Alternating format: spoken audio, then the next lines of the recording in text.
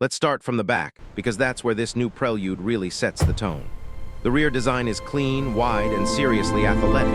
You get a full-width LED light signature stretching across the trunk, giving it a futuristic vibe that almost feels Acura-inspired. The tail lights are slim and sharp, and the sculpted bumper adds just enough aggression without going overboard. There's no fake vents, no unnecessary clutter, just a confident, planted stance. And that subtle integrated ducktail spoiler. It gives the car that classic coupe energy, reminding you that this isn't just another Civic with two doors.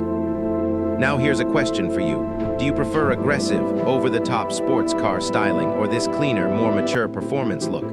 Drop your thoughts in the comments. Moving to the left side, the profile is where the 2026 Honda Prelude really shines. Long hood, short rear deck, frameless style doors, and a roofline that flows beautifully into the rear glass. It feels balanced, not too bulky, not too tiny. Compared to the Toyota GR86, the Prelude looks slightly more refined and upscale. And compared to something like the Hyundai Elantra N, it feels less bore racer and more grown-up performance coupe. The alloy wheels fill the arches perfectly, and the shoulder line running from front to rear gives it a sense of motion even when parked. It's sporty without screaming for attention, and that's something Honda has always done well: subtle performance confidence. Now let's walk over to the right side. From this angle, you really start to appreciate how low and planted the stance is. The side skirts are slightly pronounced, adding a bit of edge. The mirrors are aerodynamic, and depending on the trim, you'll get blacked out accents that add contrast to brighter body colors. Here's something interesting. Honda seems to be targeting drivers who want everyday usability with weekend fun. So let me ask you, would you daily drive a coupe like this, or do you still think sedans are more practical? I'm curious what you guys think. Alright, let's step inside, because this is where things get really exciting. The interior of the 2026 Honda Prelude feels like a perfect blend of Civic familiarity and something more special. You get a digital instrument cluster that's crisp and customizable, and a large infotainment screen sitting cleanly on the dashboard. Wireless Apple CarPlay and Android Auto are standard, and the interface feels quick and modern. The seats, deeply bolstered but still comfortable. You're not climbing into a hardcore track machine. This is a sports coupe you can actually live with. Soft touch materials cover most of the dash and doors, and there's subtle ambient lighting that adds a premium touch at night. Compared to the Subaru BRZ, this feels more refined. Compared to the Nissan Z, it might not feel as dramatic, but it definitely feels more practical and tech-focused. The steering wheel is thick and sporty, paddle shifters sit right behind it, and the driving position is low, exactly how a coupe should feel. Honda didn't forget safety either. You still get Honda sensing, adaptive cruise control, lane assist, blind spot monitoring, all the features that make long drives easier.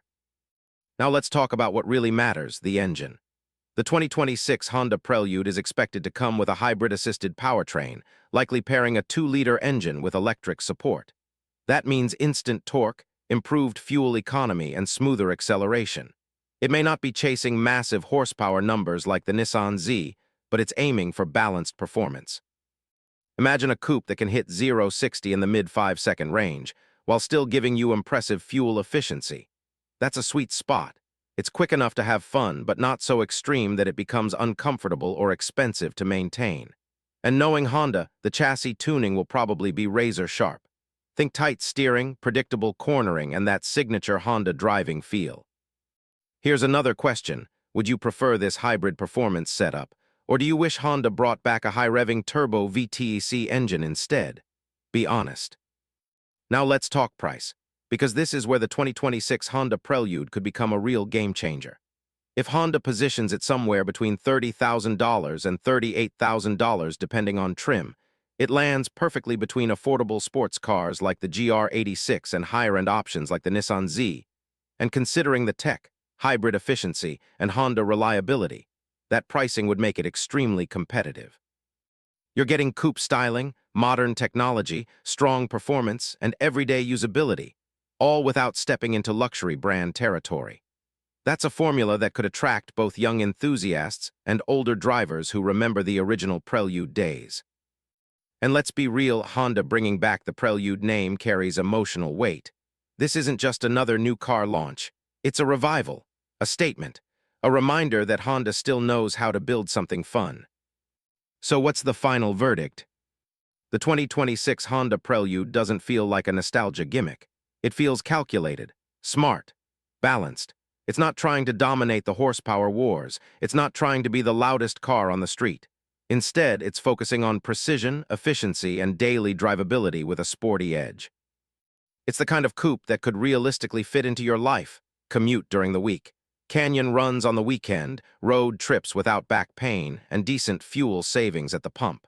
And in today's world, that balance matters more than ever. But now I want to hear from you. If you had the budget, would you choose the 2026 Honda Prelude over the Toyota GR86, Subaru BRZ, or Nissan Z? Or would you still go with something else entirely?